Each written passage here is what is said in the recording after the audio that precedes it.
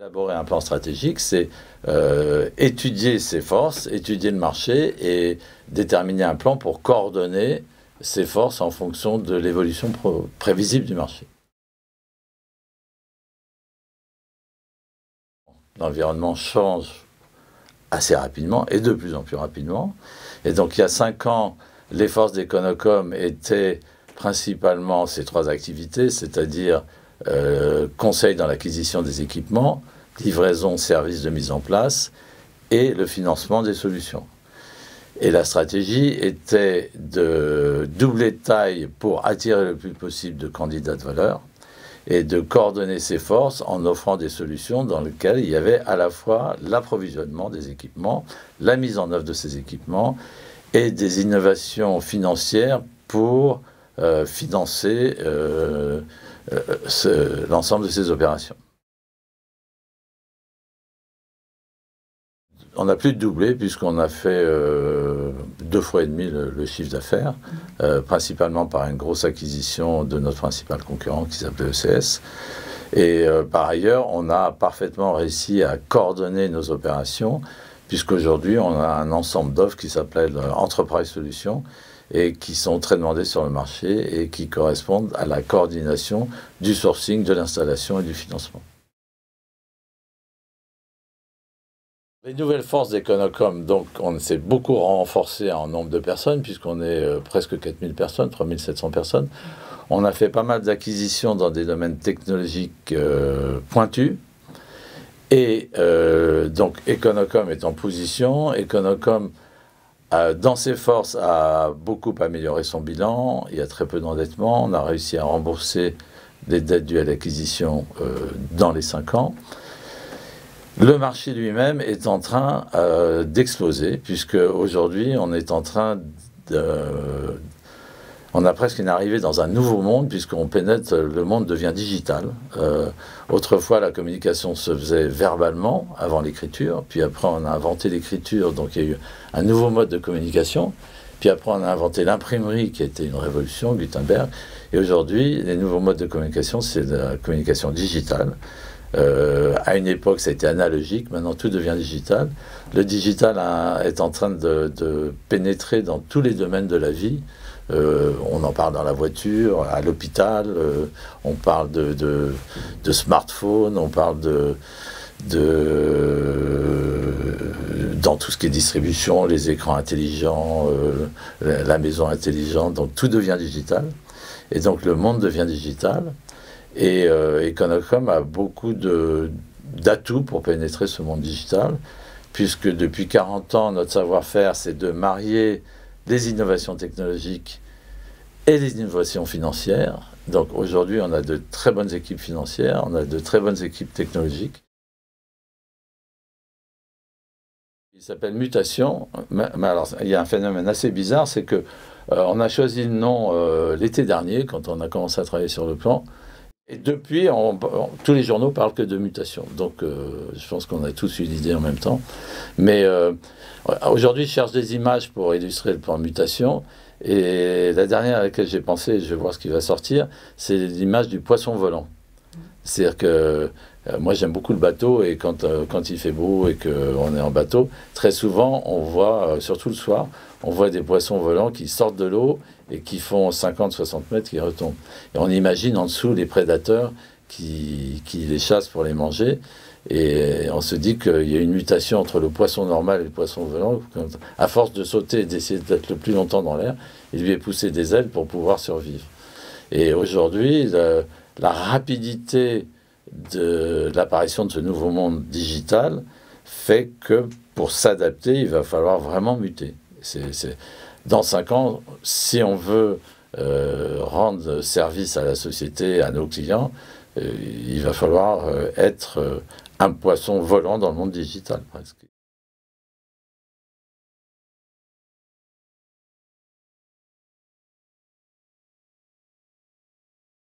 Alors, on veut être le pionnier donc de l'ouverture à ce monde digital dans le domaine des services et dans le domaine des financements, l'innovation financière de ces solutions intelligentes.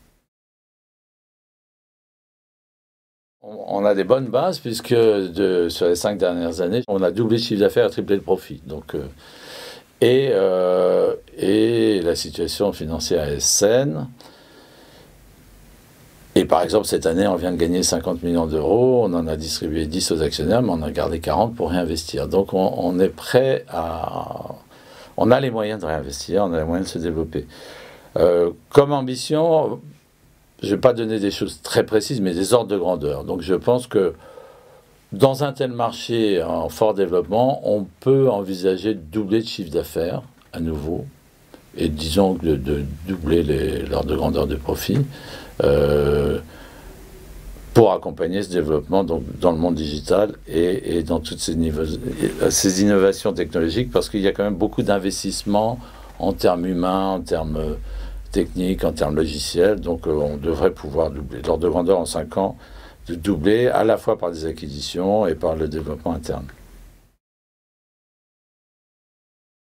Doubler, ça veut dire passer d'environ 1,5 milliard aujourd'hui à 3 milliards et d'un résultat d'exploitation qui est de 75 millions à 150 millions, quelque chose comme ça. Et je pense qu'il faudrait au moins doubler ou tripler les fonds propres pour justement avoir les moyens de cette innovation financière pour accompagner toute cette technologie. Il y a un équilibre à respecter dans le développement. Et il y a un marché considérable. Donc on n'est pas du tout bloqué par la taille du marché.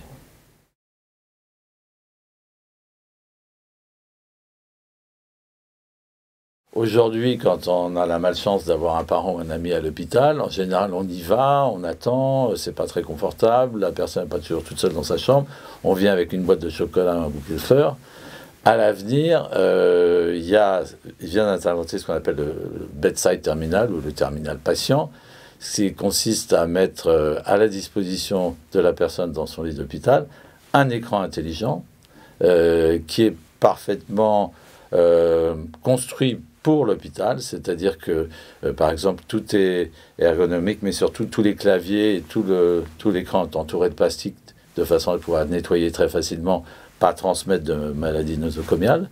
Ça permet aux patients d'être connecté avec sa famille par la webcam, de dîner en famille, de commander ses repas, de faire tout, de regarder la télévision, d'avoir sa vie personnelle. Ça permet à l'infirmière de voir tous les protocoles de soins et de le suivre.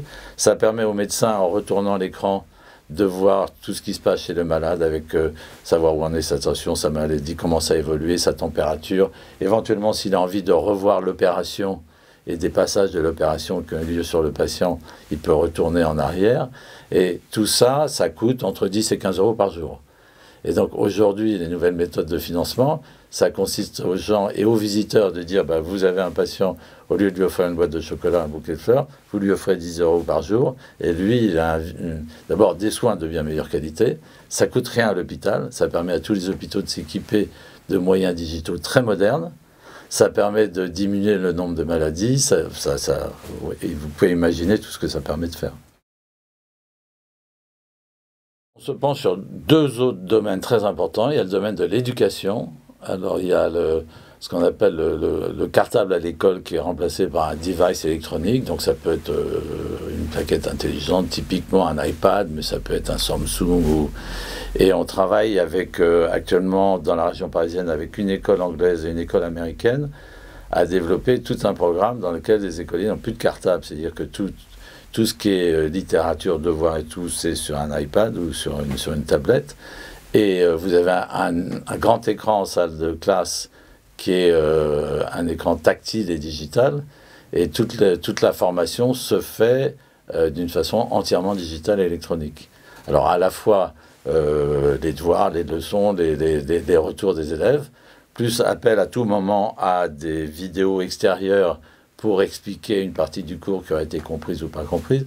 Et surtout, ça permet de faire travailler les élèves entre eux. C'est-à-dire tout de suite, d'une façon synthétique, par des moyens électroniques digitaux, l'enseignant voit tout de suite le niveau des différents élèves et permet de reconstituer un groupe dans lequel les meilleurs et les plus avancés expliquent à ceux qui ont un peu de retard ou qui n'ont pas saisi ou qui n'ont pas eu assez d'attention pour être sûr de faire progresser tout le monde à peu près en même temps et pas creuser des écarts.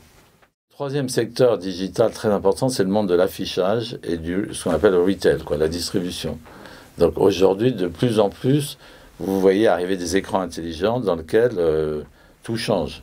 Et dans tout ce qui est grande distribution, vous avez des bornes à l'entrée, vous venez acheter une paire de chaussures, bah, vous tapez paire de chaussures, on vous dit deuxième étage à droite. Enfin, vous voyez de plus en plus. Et en plus, tout ce qui est communication autour, donc tout ce qui est publicité, tout ce qui est varie en fonction de l'heure du jour de la clientèle. Donc, entre midi et 2 heures, vous avez l'homme d'affaires pressé. Le matin, à 9h30, vous avez le retraité qui vient 5 fois par jour, mais qui a envie d'eux. Après, vous avez la mère de famille qui vient. Enfin, vous voyez, ça vit. Toutes ces surfaces de vente vivent. Et le monde digital est en train de s'adapter à toute cette vie. Et donc, à donner des informations en fonction des besoins. Un nouveau monde qui s'ouvre, faire partie du nouveau monde, c'est fascinant. Et surtout si on peut non seulement en faire partie, mais être un acteur important dans ce nouveau monde.